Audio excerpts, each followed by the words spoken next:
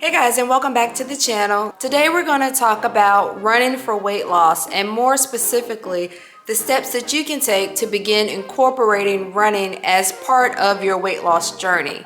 Today I'm going to give you 8 actionable steps that you can take to start running, and I've also created a free ebook that you can download, and I'll put the link in the video description. This free ebook gives you a visual to these 8 steps and includes some additional resources. So the first step in running for weight loss is to focus on the action and not the result.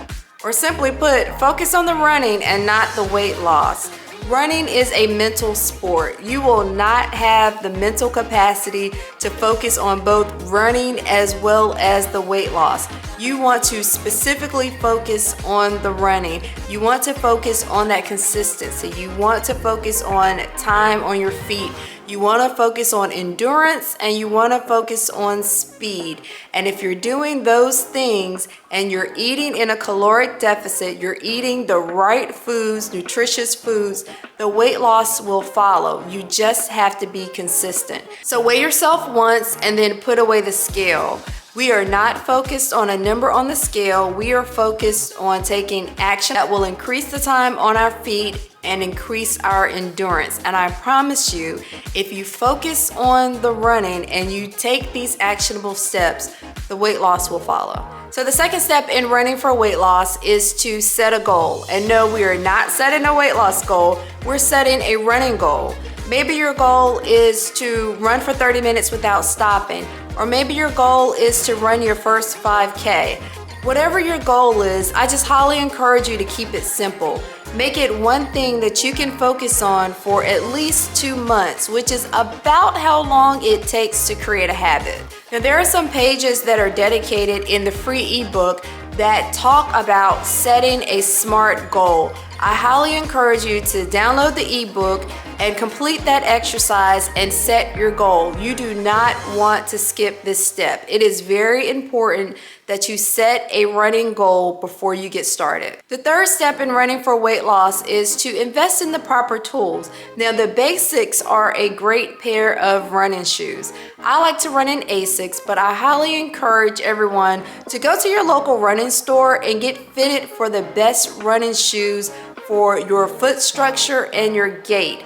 I will tell you that I picked up a pair of any kind of shoes one day and started running in them, and it only took one run. I ended up having to go to the podiatrist, who set me down for 6 weeks, and it was all because I did that one run in the wrong pair of running shoes. So I highly encourage everyone, just go get properly fitted for a great pair of running shoes. I'll leave a link in the video description of some of the other essentials that I like to use when I am running, including the running bras that I wear. The fourth step in running for weight loss is to follow a plan. It doesn't matter if your goal is to build endurance or to run your first race.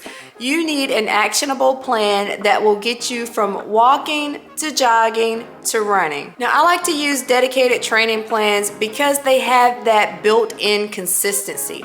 As long as I am following the training plan, I am being consistent in my running.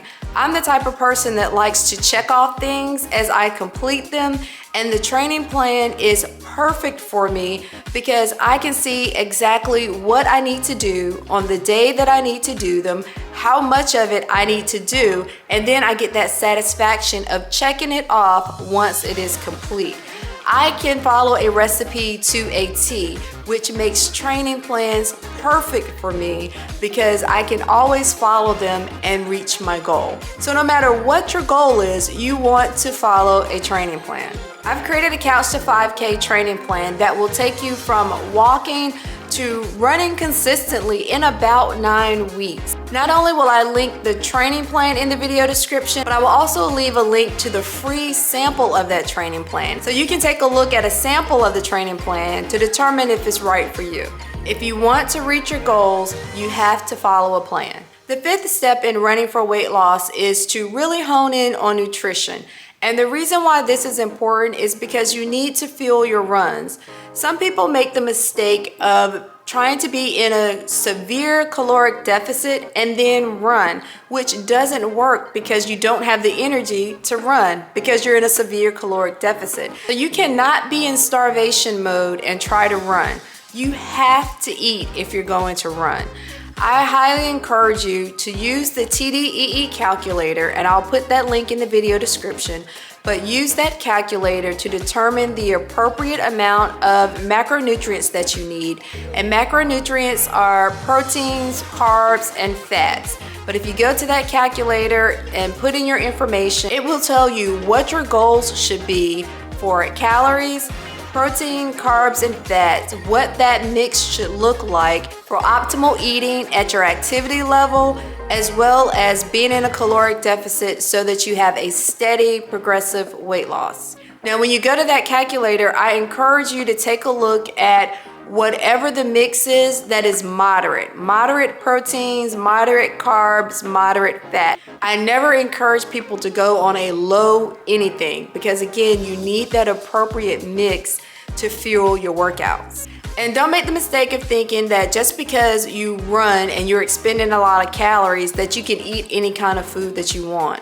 Junk food in and junk results out. You still need to eat high quality, nutritious foods to fuel your workouts for optimal results and to get the weight loss that you're looking for at the end. The sixth step in running for weight loss is to be sure that you're appropriately hydrated. Now, this is me talking to myself because I always have to remind myself to hydrate. Water is so important to our bodies. We need water for practically every function in our body.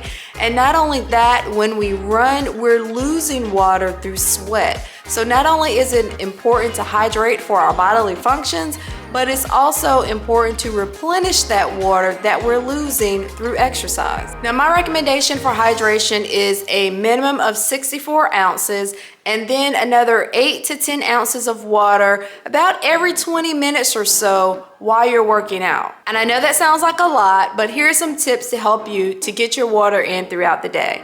So the first thing you want to do is to start early. Start first thing in the morning. You can't wait to the end of the day and want to try to get in all of your water. Start early in the day as soon as you wake up to ensure that you're going to hit your water goals for the day. You can set an alarm on your phone. So every so often have that alarm go off and you know you need to drink 8 ounces of water. That alarm serves as a reminder that it is time to hydrate. Use a refillable water bottle. Now, there is a water bottle that I purchased on Amazon. It is a 64-ounce water bottle, and I really like this water bottle. I was using it when I was on the 75 Hard Challenge because I was having to drink a gallon of water per day, so I would just fill it up twice. But it is a 64-ounce water bottle, which means now if I'm only drinking about 64 ounces a day, I can fill it up once, and when it's gone, I know that I've hit my water goals for the day. I will leave a link in the video description to this water bottle because I really like it and it is the one that I use. And lastly, always have your water with you. Always have your water handy. If you're going out to run errands, have your water bottle. If you're going to work, if you have to commute, have your water bottle. Always have your water readily available so that you can continue to hydrate throughout the course of the day. Water is essential to our health. So take a moment and decide how you're going to get in your water for the day. You do not want to miss this step because you cannot run dehydrated. The seventh step in running for weight loss is to just go slow. Take your time and build up to running. Especially if you're a beginner, you want to start with walking first, and then walking and then jogging to running. You really have to cover all of those steps. It is so tempting to try to run right out the gate. It is so tempting to try to go all out, but what you don't want to do is risk injury or burnout. All it requires to run is consistent action over time. You want to focus on time on your feet, building that endurance over time. The speed will come. I promise you, the more time you spend on your feet, the speed will come, the faster you will get. But you will not get there if you're injured and sitting on the couch. So go slow, take your time, build up that endurance, and the speed will come. I really encourage you to check out the training plan that I created. It is a true couch to 5K training plan. It does incorporate walks and then jogs and then runs.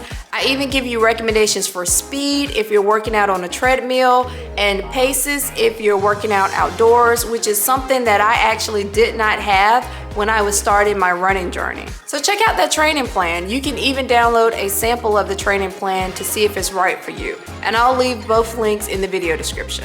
The 8th step in running for weight loss is to rest and recover. Your body needs rest. It needs time to repair itself after all of the breakdowns that you've put it through exercising. I get this question all the time. Do I run every day? And the answer is absolutely not. I take complete rest days 1 to 2 times per week, and most of the time it's twice per week. But I do a lot of running, I do a lot of strength training, and I am sure to give my body rest, complete rest, doing nothing. Now, what I consider recovery is typically an active recovery. So I might walk one day instead of running, and this isn't a fast walk, like get your heart rate up type walking. It might be a leisurely stroll around the neighborhood, or I might spend 30 to 40 minutes just stretching. So I'm moving my body, but I'm not really getting my heart rate up. I'm doing something good for it, but I am not continuously tearing it down with high impact running. Now, one of the things I do like to do during my rest days is to read. I read a lot of self-help books where I can learn a nugget here or there, something that will help me with productivity, discipline, time management, things like that.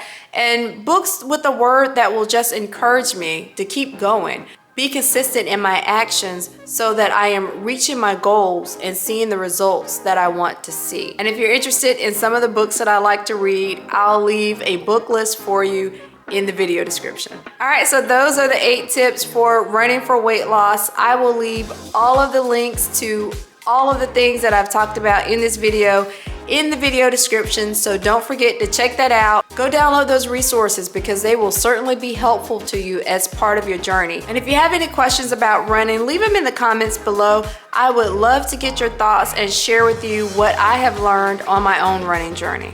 If this video has been helpful to you, please take a moment, give it a thumbs up. It would help me out so very much. And if you haven't subscribed yet, take a moment, hit the subscribe button. I would love to have you here as part of the community. Take care, and I'll see you in the next video.